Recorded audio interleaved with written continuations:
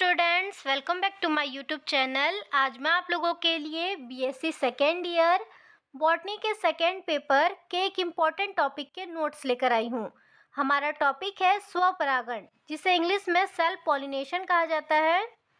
जब एक ही पुष्प के परागकोश से निकले परागकण, परागकण किसे कहते हैं? नर जनन अंग को कहते हैं। उसी पुष्प के सुग्राहक वर्तिकाग्र, सुग्राहक वर्तिकाग्र किसे कहते हैं? जो स्त्री केसर के चिपचिपी सतह जो कि परागकण को फंसाती है और उसे ग्रहण करती है, उसे सुग्राहक वर्तिकाग्र कहते हैं। पर या उसी पौधे के दूसरे पुष्प के सुग्राहक वर्तिकाग्र पर स्थानांतरित होते हैं तो परागकण की यह प्रक्रिया स्वपरागण सेल्फ पॉलिनेशन कहलाती है। इसका मतलब है, मान के चलो ये एक प्लांट है, एक पौधा है, ठीक है। इसमें ये जो तीन बना हुआ है, ये क्या है? फ्लावर है, पुष्प है। तो मान के चलो ये जो फ्लावर है, इसके द्वारा परागकोश से निकले परागकण इसी फ्लावर के सुग्राहक वर्तिकाग्र पर पहुंचती है, या फिर इस फ्लावर के जो परागकण हैं वो इस फ्लावर में स्थानांतरित होते हैं, मतलब ट्रांसफ़र होते हैं। तो यह प्रक्रिया, ये जो फ्लावर है इसके कहाँ पहुंचते हैं? सुग्राहक वर्तिकाग्र पर। तो यह परागण की प्रक्रिया स्वपरागण मतलब सेल्फ पॉलिनेशन कहलाती है। ठीक है, इतना क्लियर हो गया। दूसरी स्थिति को जिटनोगैमी भी कहते हैं। दूसरी स्थिति किसे कहा गया है? दूसरी स्थिति जो यहाँ से परागकण निकलकर यहाँ ये दूसरे फ्लावर के सुग्राहक वर्तिकाग्र पर पहुँचती है या फिर स्थानांतरित होती है, इसे ही दूसरी स्थिति कहा गया है। क्योंकि दूसरी स्थिति में दो पुष्पों के बीच परागण की क्रिया तो होती है। देखिए, दो पुष्प के बीच मतलब दो फ्लावर के बीच परागण की क्रिया हो रही है, परंतु दोनों पुष्प चूंकि एक ही पौधे के हैं, दोनों ही पुष्प, दोनों ही जो फ्लावर हैं वो एक ही पौधे के हैं, मतलब एक ही प्लांट के हैं। अतएव दोनों के आनुवांशिक स्वरूप जो जेनेटिक कैरेक्टर है बिल्कुल समान होंगे, समान है, ठीक है। जो इनके माता पिता द्वारा दिया गया लक्षण एक ही समान होगा। स्वपरागण के लिए आवश्यक है कि स्वपरागण के लिए, सेल्फ पॉलिनेशन के लिए जरूरी है कि पौधा या तो द्विलिंगी पुष्पों को उत्पन्न करता हो या उभयलिंगाशयी हो, अर्थात एक पौधे पर दोनों लिंगों के जनन अंग वाले पुष्प बनते हैं। इसका मतलब है, यहाँ पर देखिए, यहाँ चित्र के द्वारा समझेंगे।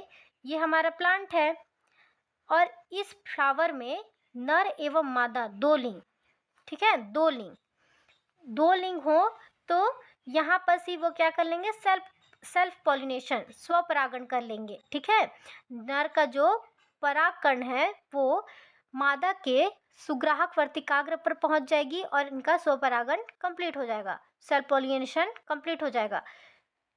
और अगर उसी प्लांट के दूसरे फ्लावर में ये जाके ट्रांसफ़र हो जाता है परागकण सुग्राहक वर्तिकाग्र पर, तब भी स्वपरागण कंप्लीट हो जाएगा, जो सेल्फ पॉलिनेशन है वो कंप्लीट हो जाएगा, क्योंकि ये एक ही प्लांट में हो रहा है और इसके जो जेनेटिक कैरेक्टर हैं वो सेम है। लेकिन जब दो फ्लावर के बीच में होगा तो उसे जिटनोगेमी कहेंगे, ठीक है।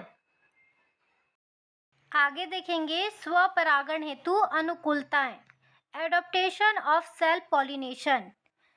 किस तरह की वातावरण की आवश्यकता होती है स्वपरागण के लिए, इसके बारे में जानेंगे, ठीक है। स्वपरागण हेतु आवृत्त बीजियों को समझेंगे। ये ऐसे उपवर्ग होते हैं जिसके जितने भी सदस्य होते हैं, जितने भी सदस्य के पौधे होते हैं, उनमें पुष्प पाया जाता है, मतलब फ्लावर पाया जाता है। और ये वातावरण में सबसे अधिक मात्रा में पाए जाते हैं इनके पादप, और इसके साथ साथ इनके जो बीज होते हैं वो फलों के अंदर पाए जाते हैं, ठीक है। आवृत्त बीजियों में निम्नलिखित अनुकूलताएं पाई जाती है, जिसमें आपका पहला है पौधे द्विलिंगी पुष्प, बायसेक्सुअल फ्लावर, द्विलिंगी पुष्प जिसमें नर एवं मादा दो लिंग होते हैं, ठीक है, युक्त या उभयलिंगाशयी प्रकृति वाले होते हैं। उभयलिंगाशयी मतलब दूसरे फूल का एग्जाम्पल देके जिसको समझाया गया था उसी को ही कहा गया है यहाँ पर, ठीक है, उभयलिंगाशयी। सेकेंड है नर जनन अंग अर्थात पुंकेसर तथा मादा जनन अंग अर्थात अंडप। नर जनन अंग को क्या कहा जाता है? पुंकेसर, और मादा जनन अंग को अंडप। एक साथ परिपक्व होते हैं, मतलब एक साथ तैयार होते हैं। कौन कौन से अंग? नर जनन अंग मतलब जो मेल का रिप्रोडक्टिव ऑर्गन है वो, और जो फीमेल का रिप्रोडक्टिव ऑर्गन है वो साथ में तैयार होते हैं। पौधों के इस गुण को समकालिक परिपक्वता, समकालिक मतलब एक ही समय में तैयार होते हैं, इसलिए इसे समकालिक परिपक्वता कहते हैं। इस गुण के कारण स्वपरागण की संभावना बढ़ जाती है। अगर ये गुण जिसमें नर एवं मादा के जो जनन अंग है वो साथ में परिपक्व होते हैं, मतलब तैयार होते हैं, अगर ऐसा गुण पौधों में है तो सेल्फ पॉलिनेशन का मतलब स्वपरागण का जो चांस है वो बढ़ जाता है। अब देखेंगे थर्ड नंबर पे पुष्पों का अनाकर्षक, अनअट्रैक्टिव। पुष्प एक दूसरे से अट्रैक्ट नहीं होते हैं, मतलब आकर्षित नहीं होते हैं। ये नहीं होना भी स्वपरागण की संभाव्यता को बढ़ाता है। अगर जो फ्लावर है वो एक दूसरे से अट्रैक्ट नहीं हो रहे हैं, मतलब आकर्षित नहीं हो रहे हैं, तो समझ जाते हैं कि ये स्वपरागण की संभावना को बढ़ा रहा है। फोर्थ नंबर पे है स्वपरागण की क्रिया को प्रदर्शित करने, मतलब सेल्फ पॉलिनेशन की जो क्रिया है उसको दिखाने वाले पादपों के पुष्प छोटे जो स्वपरागण करते हैं, ऐसे पादप के जो पुष्प होते हैं, फूल होते हैं, वो छोटे आकार के होते हैं, साथ ही रंगहीन, मतलब इनका कोई रंग नहीं होता है, तथा गंधहीन होते हैं। गंधहीन का मतलब जिनमें कोई महक नहीं होता, ना अच्छा ना बुरा, ठीक है। अब आगे देखेंगे स्वपरागण के लाभ, एडवांटेज ऑफ सेल्फ पॉलिनेशन। क्या क्या लाभ है देखते हैं एक एक करके। पहला है परागण की क्रिया सरलता तथा सुगमता से संपन्न हो जाती है। जो स्वपरागण है इसके अंतर्गत जो परागण होता है उसकी क्रिया बहुत ही ईजिली और अच्छे से हो जाता है। सेकेंड है स्वपरागण हेतु परागणों की अधिक मात्रा में आवश्यकता नहीं होती है।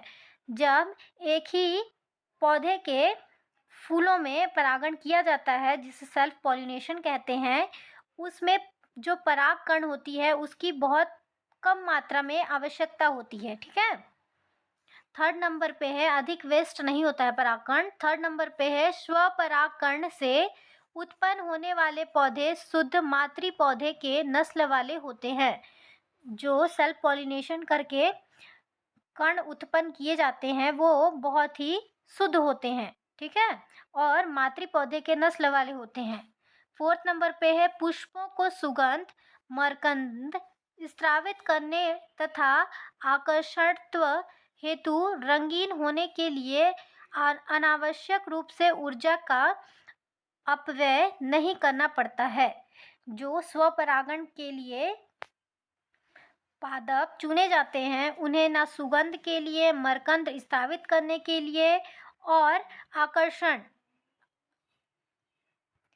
मतलब एट्रैक्टिव दिखने के, रंगीन होने के लिए जो अनावश्यक रूप से ऊर्जा, एनर्जी का जो वेस्ट होता है वो इसमें नहीं होता, क्योंकि इसके अंतर्गत जितने भी फ्लावर आते हैं वो रंगहीन होते हैं, गंधहीन होते हैं और अनाकर्षण होते हैं, मतलब अनअट्रैक्टिव होते हैं, ठीक है। फिफ्थ नंबर पे है जिन पुष्पों में पर परागण नहीं हो पाता है, मतलब क्रॉस पॉलिनेशन नहीं हो पाता है, उनमें स्वपरागण द्वारा फल एवं बीज विकसित होते हैं। आगे देखेंगे स्वपरागण से हानि, डिसएडवांटेज फ्रॉम सेल्फ पॉलिनेशन।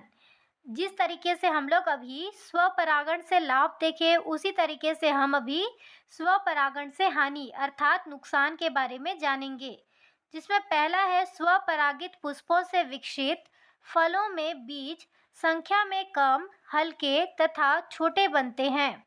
इसका मतलब है जो भी पादप के पुष्प स्वपरागण करते हैं, उसके द्वारा विकसित फल के बीज संख्या में कम होते हैं और हल्के के साथ साथ छोटे भी बनते हैं। ठीक है। सेकेंड नंबर पे है, इस परागण से उत्पन्न पौधे अपेक्षाकृत दुर्बल होते हैं तथा उनके अस्वस्थ और रुग्ण होने की संभावना अधिक रहती है। जो भी पौधे स्वपरागण करके पादप उत्पन्न करते हैं, वो दूसरे पादप की अपेक्षा मतलब तुलना में कमज़ोर होते हैं और रोगग्रस्त और स्वस्थ रहते हैं। ठीक है। उनके तबीयत खराब होने का मतलब उनके बीमार होने का संभावना अधिक होता है। तीसरे नंबर पे है, स्वपरागित पुष्पों के बीज से एक ही किस्म के पौधे विकसित होते हैं। जो भी पादप के पुष्प स्वपरागण करते हैं, उसके बीज मतलब उनके पुष्पों के बीज एक ही किस्म के मतलब एक ही प्रकार के पौधे को विकसित करते हैं। फोर्थ नंबर पे है, इस परागण से पौधों के नए किस्म के विकास की संभावना नहीं होती है। ये सिर्फ एक ही किस्म के पौधे विकसित करते हैं। नए नए किस्म के पौधों का विकास इनके द्वारा संभव नहीं होता है। ठीक है। हमारा टॉपिक यहीं ख़त्म हुआ। अगर आपको हमारे चैनल से हेल्प मिलती हो तो प्लीज़ हमारे चैनल को सब्सक्राइब करें और कमेंट कर बताएं कि अगली वीडियो आपको किस टॉपिक पे चाहिए। Thank you.